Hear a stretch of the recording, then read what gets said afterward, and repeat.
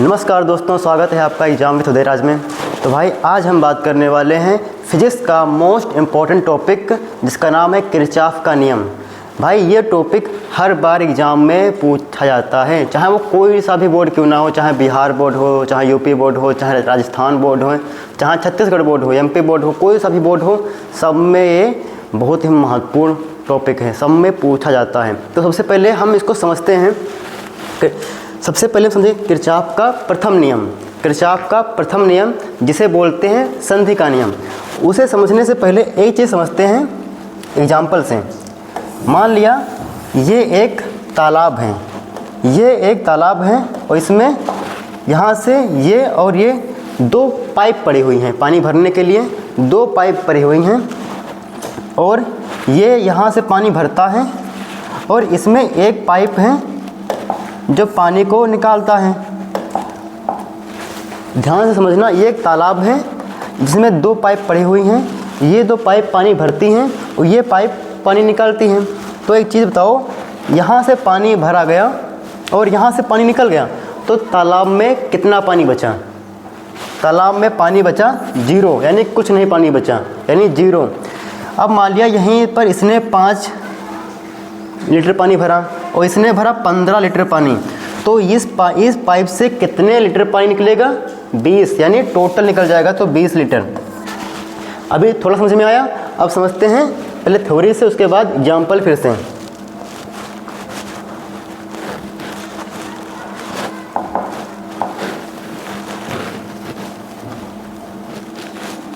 तो सबसे पहले हम बात करते हैं किरचॉफ का प्रथम नियम जिसे बोलते हैं संधि का नियम। संधि का नियम, संधि का नियम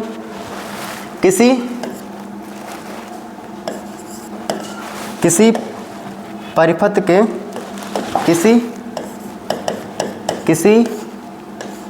परिपथ के किसी बिंदु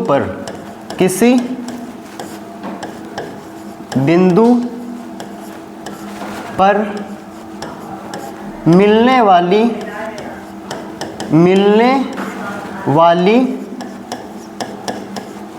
सभी धाराओं का बीजगणितीय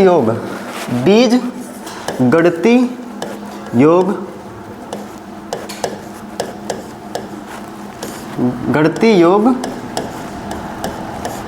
शून्य होता है। तो यहाँ पर क्या लिखा है? किसी परिपथ के किसी बिंदु पर मिलने वाली सभी धाराओं का बीजगणितीय योग क्या होता है? शून्य होता है। अभी हमने बताया तालाब में दो पाइप पड़ी हुई थी भरने के लिए, ठीक है, और एक पाइप पड़ी हुई थी निकलने के लिए। तो 2 से पानी भरा गया और 1 से पानी निकल गया, तो कितना बचा पानी तालाब में? 0, यानी 0। अब देखो यहाँ पर किसी परिपथ के किसी बिंदु पर, मान लिया हमने कोई लिए परिपथ लिया, उसका कोई बिंदु, मान लिया ये बिंदु हो गए,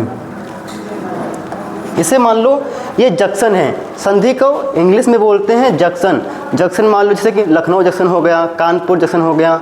तो जंक्शन यानी स्टेशन पर जंक्शन होते हैं, वहाँ पर मिलती हैं ट्रेन। मान लो ये एक ट्रेन इधर से आई, ये एक ट्रेन इधर से आई और ये एक ट्रेन इधर से आई, ठीक है। ये ट्रेन आने वाली हैं और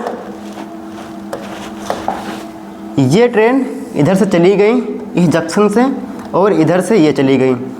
तो एक चीज़ बताओ, ये एक ट्रेन है, इसको मान लेते हैं I1, इसको मान लिया I2, इसको मान लिया I3 और इसको मान लिया I4 और इसको मान लिया I5, ठीक है। अब एक चीज़ बताओ, ये I1 में 5 व्यक्ति आए, ठीक है, I2 में 10 व्यक्ति आए और I3 में 20 व्यक्ति आए, तो टोटल कितने व्यक्ति हो गए? 35 व्यक्ति। अब 35 व्यक्ति जो आए वो इन दोनों ट्रेन में बैठ के चले जाएंगे, तो इस संधि पर कितने लोग बचे? इस संधि पर कितने लोग बचे? 0, बस हमारा हो गया।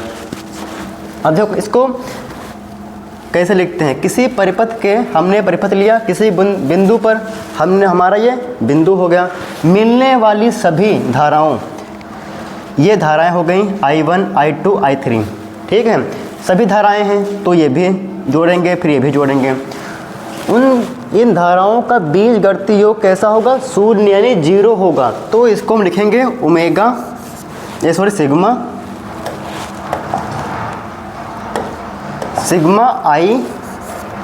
सिग्मा I बराबर 0, सिग्मा I बराबर 0।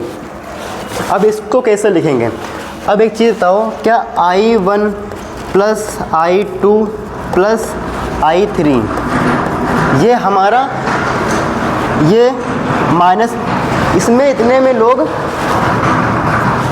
ये एक जंक्शन है, ये 3 ट्रेनों में लोग बैठ के आए, ठीक है। अब इस जंक्शन पे इकट्ठा हुए, अब 2 ट्रेनें यहाँ से निकल गई, I4 और माइनस I5, तो उसमें टोटल कितने लोग बचे वहाँ स्टेशन पर, 0।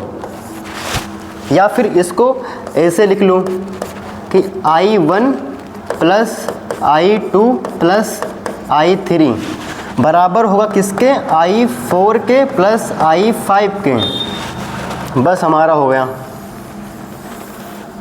हमने क्या समझा इतने में, किसी परिपथ के किसी बिंदु पर मिलने वाली सभी धाराओं का बीजगणितीय योग। हमने यहाँ पर बिंदु लिया, ठीक है, बिंदु लिया, सभी धाराएं, ये आने वाली हैं, ये आने वाली हैं, ये भी आने वाली हैं, और ये धारा जो है ये जाने वाली है। तो हम इन सभी धाराओं को जोड़ेंगे, ठीक है। अब यहाँ पर जोड़ लिया, तो जब सबको जोड़ेंगे तो हमें वहाँ पर 0 आना चाहिए, 0, यानी कि यहाँ से एक चीज़ और देख लो कि जो धाराएं अंदर की ओर आती हैं, जो धाराएं अंदर की ओर आती हैं, अंदर की ओर आती हैं,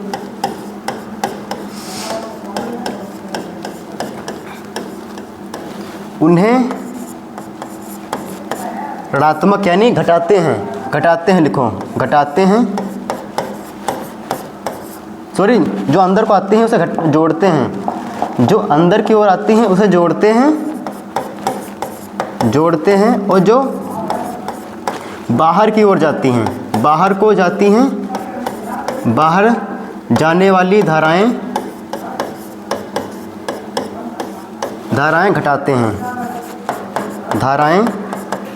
घटाते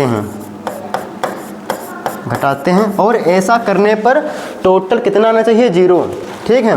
पहली I1 plus I2 plus I3 ये हमने जोड़ लिया, ठीक है। अब हमने I4 माइनस I5 कर दिया, बराबर कितना आना चाहिए, 0, बस हो गया।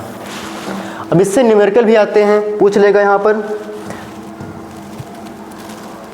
पर न्यूमेरिकल पूछेगा कि ये एक धारा आई, ये धारा एक आई और ये एक धारा आई, ये जो आई है इसका जो मान है वो 5 है, इसका जो मान है वो 30 है, और जो ये आई है इसका मान है 25, ठीक है।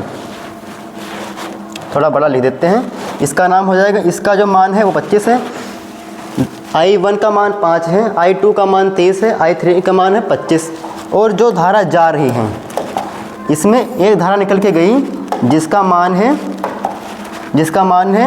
35, इस धारा का मान 35 है, तो ये धारा जाएगी तो इसका मान कितना होगा, तो बताइए कि समझो धाराएं कितनी हैं, ये 5 लेकर के आई, ये 30 लेकर के आई, और ये 25 लेकर के आई, टोटल कितने हो गए, टोटल हो गए 60, ठीक है। और जिसमें से ये 35 को लेकर के जा रहे हैं, तो कितने बचे, 25, यानी कि यहाँ पर हो जाएंगे 25 लोगों को लेकर ये जाएगी। इस तरह के सवाल पूछते हैं। उम्मीद है कि आपको समझ में आया होगा, और जो भी सजेशन हो कमेंट में दीजिए, और अगला टॉपिक किस टॉपिक पे चाहिए अगली वीडियो वो बताइए। धन्यवाद।